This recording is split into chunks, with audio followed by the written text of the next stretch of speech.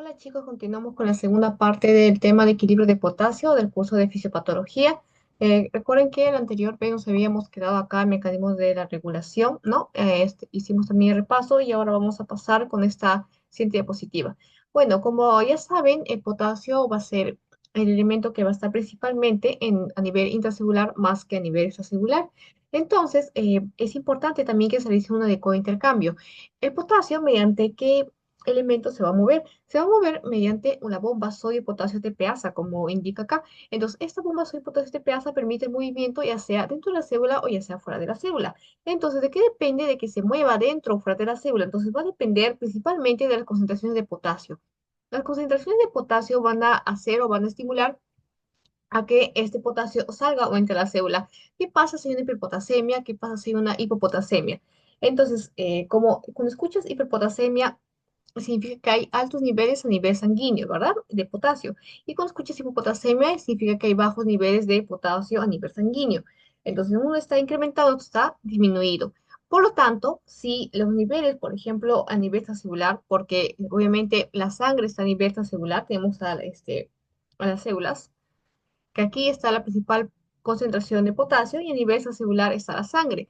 Si la concentración de potasio aumenta a nivel extracelular en la sangre, entonces, para reducir este exceso de concentración, el potasio va a tener que desplazarse hacia el interior de la célula, ¿no? Porque en este caso, si hay un exceso, por lógica, ¿qué es lo que tendrías que hacer? Mover, en este caso, el potasio de la sangre hacia el nivel dentro de la célula para que pueda disminuir su concentración. En cambio, si tú tienes, por ejemplo, en la sangre un bajo nivel de potasio, lo que vas a necesitar es más bien que salga o que haya más potasio en la sangre porque está muy poco, por lo cual ¿qué va a pasar? La célula que contiene potasio va a estar aquí saliendo de la célula para llenar y aumentar su concentración en la sangre, ¿no?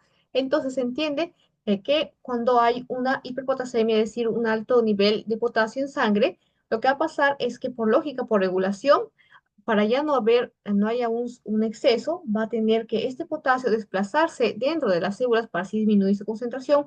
Y más bien, cuando hay hipopotasemia, ¿qué es lo que va a pasar? Aquí más bien tendrá que salir el potasio de las células para que trate de aumentar su concentración en sangre porque es muy bajo. Ahora vamos a explicar la siguiente diapositiva. Recuerda que te dejo unos datos para que sobre la osterona, cómo regula el potasio, como veremos más adelante, y también sobre su acidosis diabética.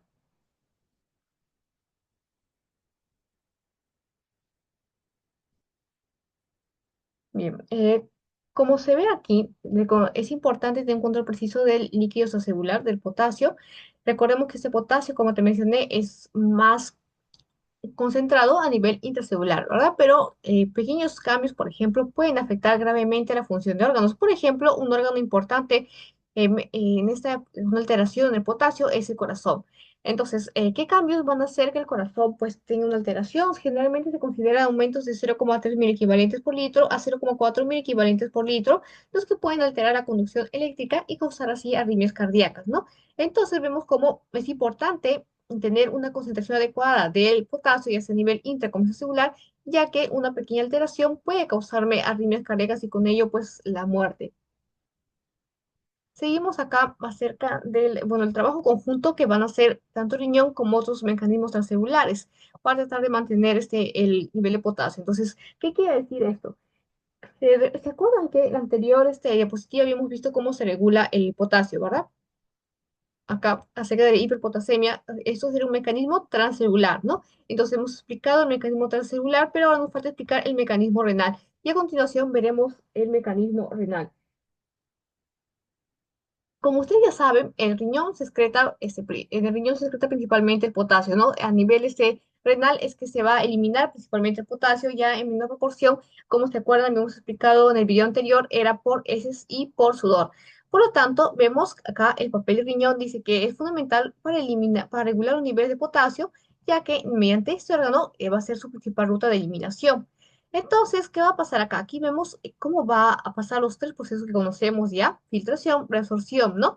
Entonces acá, en la filtración, vamos a ver que totalmente todo el porcentaje de potasio va a ser filtrado acá a nivel glomerular, entonces va a filtrar y luego va a pasar por la fase de la reabsorción.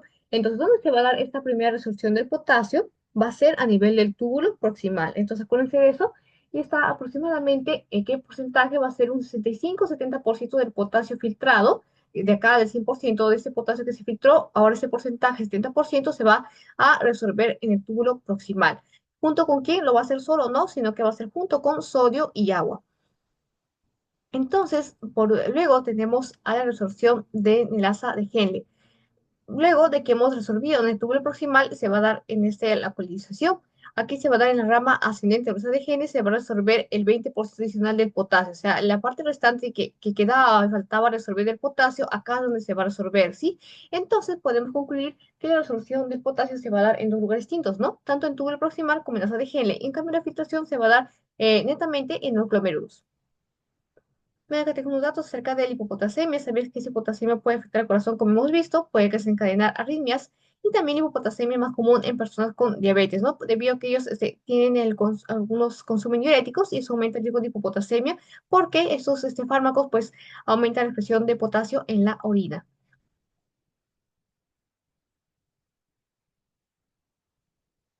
Bueno, vamos a ver ahora la secreción de potasio en el túbulo distal y el colector. Sí, entonces también acerca del papel de un hormona importante que es la aldosterona y cómo esta va a regular el potasio. Entonces, ¿qué vemos acá? Dice que en los túbulos distales finales y conductos colectores corticales el potasio no se reabsorbe, ¿sí? Entonces acá, como aquí, por ejemplo, habíamos visto que en el túbulo proximal se reabsorbía, en el ácido de genes se reabsorbe, pero ¿qué pasa en el túbulo distal? Ya no en el proximal, sino, mira acá, estamos en el túbulo distal. Y acá, por ejemplo, estás viendo el ácido de genes, pero acá, ¿qué dice? Que ves el conducto colector, ¿no? Entonces son diferentes lugares. Por lo cual, dice que acá no se reabsorbe, sino que se secreta. Entonces ya sabes en qué lugares, en qué regiones se filtra, en qué regiones se reabsorbe y en qué regiones también se va a secretar, son distintas.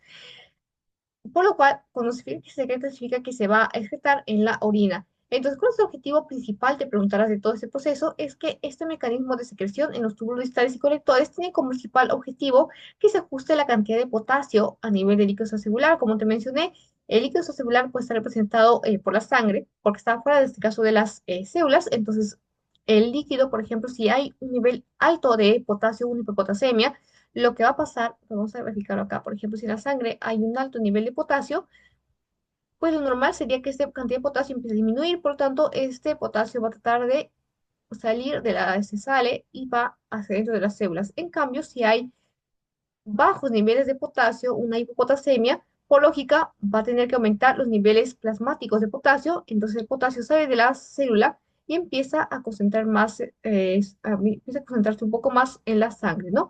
Entonces, como ves, es simplemente la lógica de una regulación, ¿no? Si hay un exceso, se trata de disminuir, si hay un déficit, se trata de aumentar. Entonces acá, como mencioné el potasio, ya sabemos que está dentro de las células, el 2% está a nivel extracelular. Y también sabías que los síntomas de hipotasemia incluyen calambres musculares, debilidad generalizada. Aquí te dejo un dato extra. Ahora vamos a hablar acerca de la aldosterona. Entonces, no sé si recuerdas que la aldosterona se encargaba, regulaba en este caso la concentración de potasio y de sodio, ¿no? En este caso vamos a ver cómo va a regular principalmente el potasio. Como dice acá, mira, ves acá que la aldosterona estimula el intercambio de sodio y potasio, donde el sodio se va a resolver en la sangre, o sea, el sodio en este caso, vamos a verificarlo por acá. Tenemos acá la participación de dos elementos, sodio y potasio. El potasio se va a secretar y cuando se secreta tiene la finalidad de ser excretado por la orina. En cambio, el sodio se va a resolver, es decir, se va a traer de vuelta, ¿no? Entonces, espero que se haya quedado todo claro, lo cual significa que la aldosterona va a ser muy importante en la regulación de potasio. Vemos que, por ejemplo, ¿qué pasa si aumentos pequeños de los niveles de potasio entre 0,3 y 0,4 microveinte por litro van a triplicar la producción de aldosterona? ¿Y por qué? Entonces, significa que cuando aumente el potasio, ¿tú qué crees que pasará? ¿Aumenta o disminuye la aldosterona? Aquí dice que aumenta, ¿no? ¿Por qué se da entonces este proceso? Porque recuerda que la aldosterona, como indica acá, ¿qué dice acá? Secreta el potasio para excretar la clorina, es decir, que se encarga de eliminar el potasio, ¿no? Si hay en exceso, lo que va a hacer es estimular pues, la eliminación de potasio. En cambio, si hay un déficit, la aldosterona no va a tratar de eliminar potasio, por lo cual, si yo no quiero que la aldosterona elimine potasio, tiene que estar disminuida, ¿no? Entonces, si más bien me dice que está aumentando la aldosterona, demasiado, hay un incremento, a lo mejor está, perdón, está incrementando el potasio, yo pues no, como te mencioné, este rango de aumento de potasio puede desencadenar una arritmia, ¿no? Entonces, obviamente, yo no quiero eso, por lo cual necesito que la aldosterona aumente para que así pueda excretar o eliminar el exceso de potasio, ¿no? Y por ello que dice que ante un aumento de potasio aumenta la aldosterona. ¿Por qué? Porque la aldosterona se va a encargar de eliminar el potasio y de resolver el sodio. También, como dice acá, la retroalimentación es básicamente, como vemos, un mecanismo de retroalimentación. Acá se comunican si hay alto nivel bajo de potasio. Cuando el nivel de potasio aumenta, dice acá, la aldosterona se secreta para eliminar el exceso, como hemos visto acá. En cambio, si el nivel disminuye y si hay bajo potasio, ¿para qué voy a querer aumentar mi aldosterona? Porque si aumento mi aldosterona voy a eliminar más potasio, pero si hay poco potasio no me conviene. Entonces, ¿cuál sería el mecanismo que va a conducir cuando hay un nivel de bajo de potasio? Será una hipopotasemia. Será una hipopotasemia, ¿no? Porque obviamente, perdón, cuando hay hipopotasemia, ¿qué habrá? Disminución, aumento de aldosterona, habrá disminución, ¿no? Porque no quiero que aumente en este caso la expresión de potasio porque está habiendo poco. Entonces, mira acá, te dejo aquí un dato, o sea, acerca de los diuréticos, ¿no? Que deben ser monitoreados solamente en pacientes que tengan hipertensión o diabetes y que pueden tener este riesgo, ¿no? De sufrir alguna alteración a nivel de concentración de potasio. Seguimos acá con la siguiente diapositiva acerca de regulación de potasio en los riñones. Como vemos, la filtración, que también mencionó que se da en el glomérulo renal, es 100%. La resolución en este caso se va a resolver principalmente, recuerdas, en túbulos proximales y asa de Henle, y la secreción va a ser activa, como recuerdas, donde se secretaba en tubulales y colectores, ¿no? Si acá regresas, te mencioné por acá, que aquí estaba en este caso, ¿no? La secreción, tubulales y conductos colectores. Recuerda que también la aldosterona es una hormona muy importante que lo que hacía era favorecer la secreción de potasio o favorecía la función de potasio. Era favorecer la secreción de potasio, ¿verdad?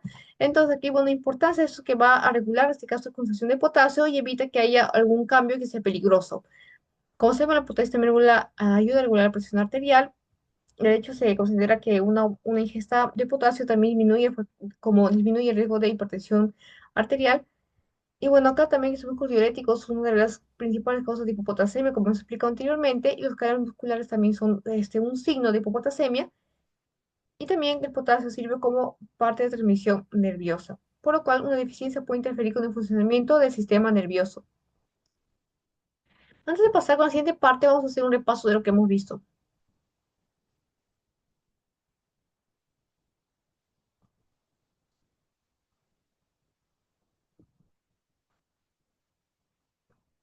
Bien, como habíamos mencionado acerca del potasio, el potasio recuerda que está principalmente a nivel intracelular, sería a nivel intra, ¿verdad? Este potasio se va a transportar, perdón, mediante una bomba, que es la bomba sodio-potasio ATP-ASA. Luego de esto vamos a ver que va a haber un ajuste, ¿no? Un ajuste o retroalimentación, es decir, cuando los niveles de potasio, cuando hay niveles de potasio, una hipopotasemia, lo que va a pasar es que el potasio, en este caso, está bajo en sangre, por lo cual el potasio sale de las células.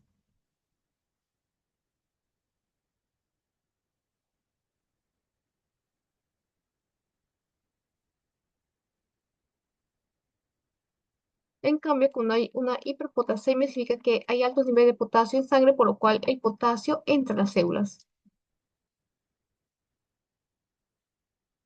Luego tenemos que cambios, por ejemplo, de 0,3 a 0,4 mili equivalentes por litro, ¿a qué órgano pueden afectar principalmente al corazón, pudiendo causarme arritmias y con ello la muerte? Había el riñón, ¿de qué forma regulaba el potasio? Mediante una hormona, ¿verdad? Mediante la aldosterona. ¿Recuerdas que si la aldosterona favorecía la excreción de potasio, favorecía la resolución de potasio? Favorecía la excreción de potasio. Luego, ¿recuerdas dónde se daba el filtrado del potasio? El filtrado se daba a nivel glomerular. ¿En qué porcentaje? En un 100%. Luego se va a dar la reabsorción del potasio también en ciertos lugares, por ejemplo, en el túbulo proximal y también en la asa de Henle, ¿no? Recuerda que primero se da en el túbulo proximal aproximadamente un 65-70% y luego el 20% restante adicional del potasio filtrado se va a resolver en la de Henle en conjunto con el sodio y el cloruro. Sí, en cambio el tubul proximal era en conjunto con el sodio y el agua. La aldosterona, recuerda que también es una hormona secretada por glandos suprarrenales que tiene un efecto importante de eliminación de potasio. Su efecto está pues en el mecanismo de acción, va a ser que la aldosterona va a estimular, en este caso, la absorción de sodio desde el túbulo hacia la sangre, mientras que el potasio se va a secretar en el filtrado tubular para ser secretado finalmente por la orina. Es decir, que favorece.